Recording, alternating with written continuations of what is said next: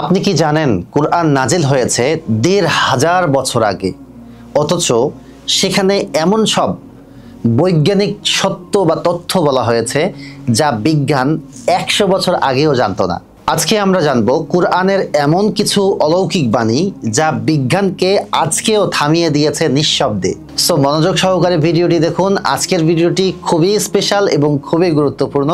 আশা করি আপনি অনেক উপকৃত হবেন ইনশাআল্লাহ। আল্লাহ পাক রব্বুল আলামিন পবিত্র কোরআনের সূরা আলাকের ২ নম্বর আয়াতে ইরশাদ করেন, খলাকাল ইনসানা মিন আলাক, যার অর্থ হচ্ছে আমি সৃষ্টি করেছি মানুষকে জমাট রক্তের মতো পদার্থ থেকে।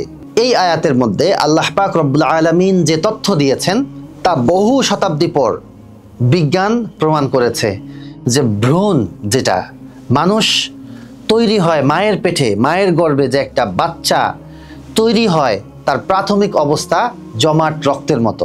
সো এটাকে আমরা যখন গিয়ে গবেষণা করে বের করতে পেরেছি, তার বহু বছর আগে, ১০০০ বছর আগে এটা আল্লাহ পাক রব্বুল আলামিন কোরআনের মধ্যে দিয়ে দিয়েছেন। সুবহানাল্লাহ। This is the miracle of Quran. এটাই হচ্ছে কোরআনের বৈশিষ্ট্য, যে এখান থেকে শুধু মিরাকেল আর মিরাকেল বের হবে। শুধু তাই নয়, কোরআনে বলা হয়েছে যে পৃথিবীর আকৃতি ডিমের মতো, সূরা নাজিয়াত আয়াত ৩০। অথচ এই সত্য এখন জ্যোতির্বিজ্ঞান নিশ্চিত করেছে।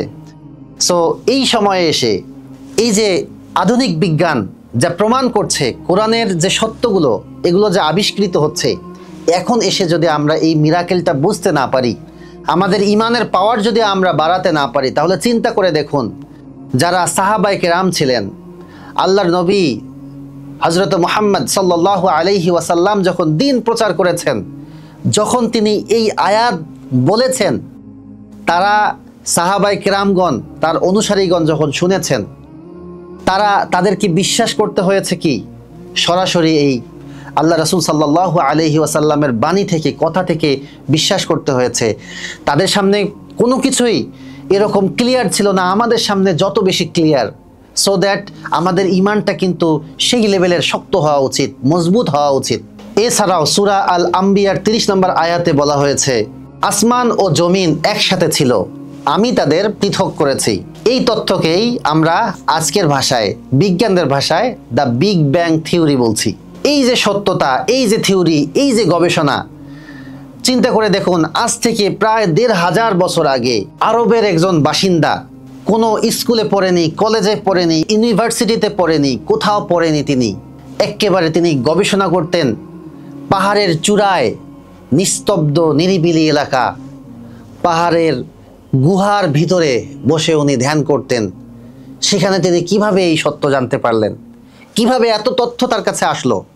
নিঃসন্দেহে এই তথ্যগুলি, এই আয়াতগুলি প্রমাণ করে দেয় যে আল্লাহ রাসূল সাল্লাল্লাহু আলাইহি ওয়াসাল্লাম সত্য এবং কোরআন হচ্ছে আল্লাহ তাআলার বাণী। এটা হচ্ছে সেই ওহী গ্রন্থ যা আল্লাহ তাআলা প্রেরণ করেছেন, এর মধ্যে কোনো সন্দেহ নেই। কোরআনে বলা হয়েছে, যালিকাল কিতাবু লা রাইবা ফীহ।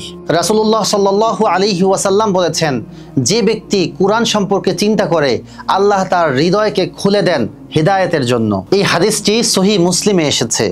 অর্থাৎ কোরআন শুধু পড়ার বই নয়, বরং কোরআন গবেষণার বিষয়, চিন্তার বিষয়।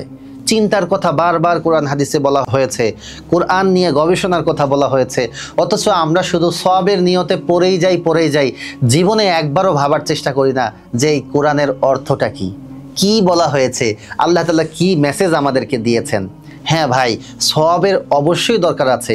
আপনি যদি অর্থ সহ পড়েন, গবেষণা করেন, তাহলে কি আপনার সওয়াব হবে না? বরং তার চেয়ে বেশি সওয়াব হবে। আপনি কোরআনের সঙ্গে আটকায় যাবেন। কোরআন হচ্ছে ম্যাগনেটের মতো, এটা আপনাকে আটকায় ধরবে। সো দ্যাট এমনিতে পড়ার চেয়ে, আপনি এমনিতে পড়ে যে সওয়াব পাবেন, তার চেয়ে আপনি যদি বুঝে পড়েন, অনুবাদ সহ পড়েন, তাহলে আপনি বেশি উপকৃত হবেন, সওয়াবও পাবেন। উপরন্ত কোরআনের সঙ্গে আপনার কানেকশন তৈরি হওয়ার কারণে আপনি গুনাহ থেকে দূরে থাকবেন এবং লট অফ উপকারিতা, আমি ইতিপূর্বেও বলেছি, সবগুলো আপনি পাবেন ইনশাআল্লাহ। সো কেন এক জায়গায় আমরা আটকায় থাকবো? আমরা অবশ্যই কোরআন তেলাওয়াত করব, বুঝে পড়ব এবং অনুবাদ সহকারে পড়ব। কোনো সময় আমরা তেলাওয়াত করব, কোনো সময় আমরা অনুবাদ পড়ব, কোনো সময় আমরা এটা নিয়ে বিশ্লেষণ করব, সবই করব, কোনোটা আমরা বাদ দিব না ইনশাআল্লাহ। মনে রাখবেন, বিজ্ঞান পরিবর্তিত হয়, বিজ্ঞানের থিওরি পরিবর্তিত হয়, কিন্তু কোরআন হচ্ছে এমন একটা বাণী, কোরআনের সত্য অপরিবর্তিত। আজও বিজ্ঞানীরা গবেষণা করে যাচ্ছেন, একটার পর একটা গবেষণা এবং একটার পর একটা আয়াত সত্য প্রমাণিত হচ্ছে, এটা হতেই থাকবে ইনশাআল্লাহ, কিন্তু কোরআন কখনো পরিবর্তন হবে না। সো এত বড় মুআজিজা আমরা জানার পরেও, অনুভব করার পরেও, বোঝার পরেও যদি আমরা গুরুত্ব সহকারে কোরআন সম্পর্কে স্টাডি শুরু না করি, কোরআনকে নিয়ে গবেষণা না করি, তাহলে আসলেই আমরা ক্ষতিগ্রস্ত হব।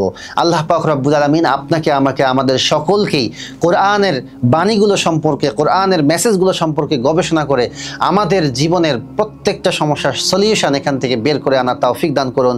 আল্লাহুম্মা আমিন।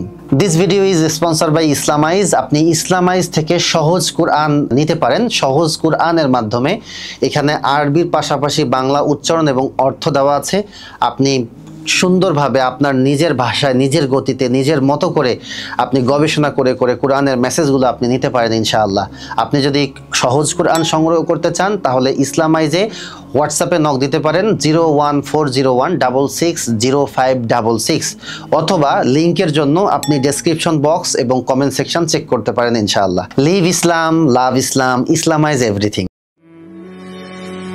আসসালামু আলাইকুম।